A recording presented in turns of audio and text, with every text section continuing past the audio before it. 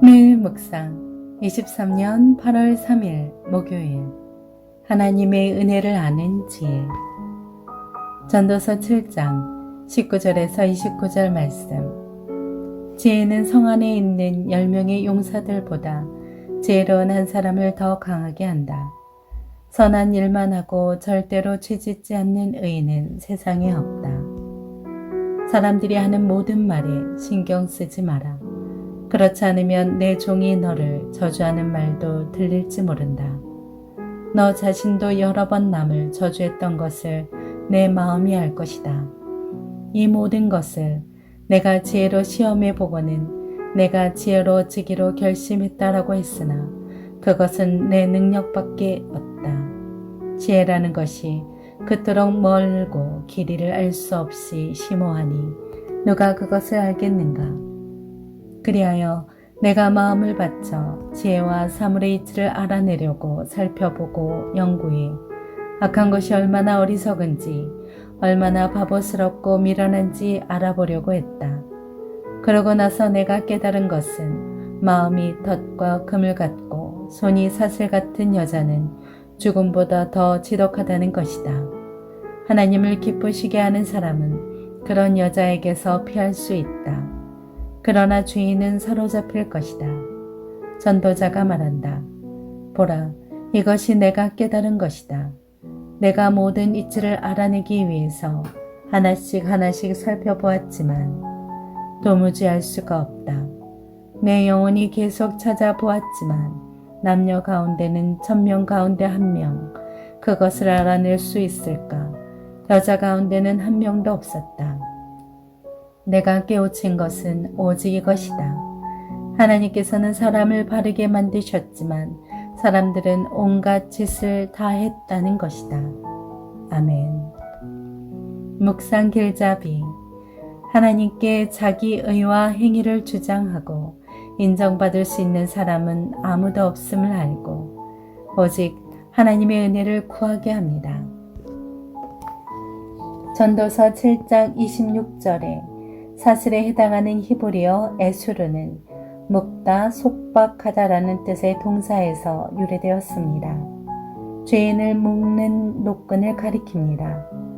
성경에서는 죄인을 포승으로 결박하여 끌어가듯이 남자를 유혹하여 죄와 멸망으로 끌어가는 음녀를 상징할 때 이 단어를 사용했습니다. 이만 하면 하나님께 복을 받아 마땅하다라고 생각하는 때가 혹시 있습니까? 하지만 그 누구도 감히 하나님께 자기 의나 권리를 주장할 수는 없습니다. 참으로 지혜로운 사람은 절대 자기 의를 의지하지 않습니다. 첫째, 의인은 없습니다. 전도자는 참 지혜자 한 사람이 10사람의 권력자보다 낫다고 말합니다. 그만큼 우리가 추구해야 할 것은 참 지혜입니다. 세상에 완전한 의인은 없으며 의롭다는 이유로 반드시 잘 되어야 하는 사람도 없음을 아십시오. 사람은 오직 예수 그리스도의 보혈로만 의로워질 수 있음을 기억하십시오. 둘째, 모든 것이 은혜입니다. 우리가 하나님께 무언가를 받을 수 있는 유일한 이유는 바로 그분의 은혜입니다. 하나님의 말씀을 깨닫고 그 말씀대로 결단하여 선한 일을 할 수 있는 것도 은혜입니다. 하나님의 은혜가 아닌 것이 없음을 알며 언제나 하나님을 경외하십시오. 그것이 참 지혜이며 최고로 복된 삶의 모습입니다. 셋째, 죄에 대한 책임을 아십시오.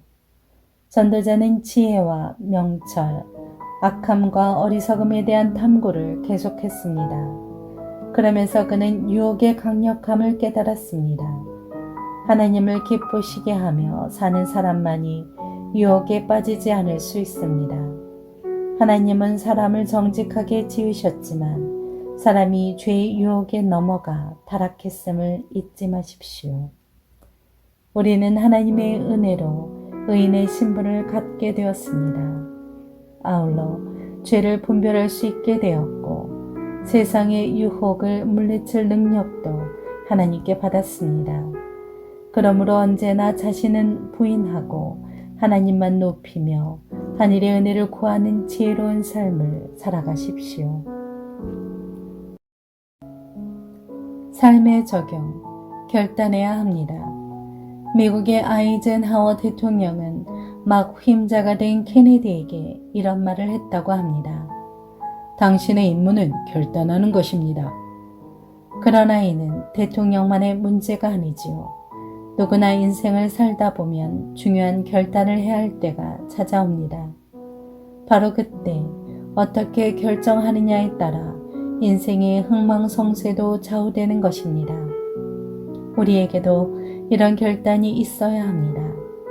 오늘 하루 말씀 따라 살기로, 기도하며 살기로, 감사하며 살기로, 사랑하며 살기로, 곧 예수 그리스도를 쫓아 거룩하게 살기로 결단해야 하는 것입니다.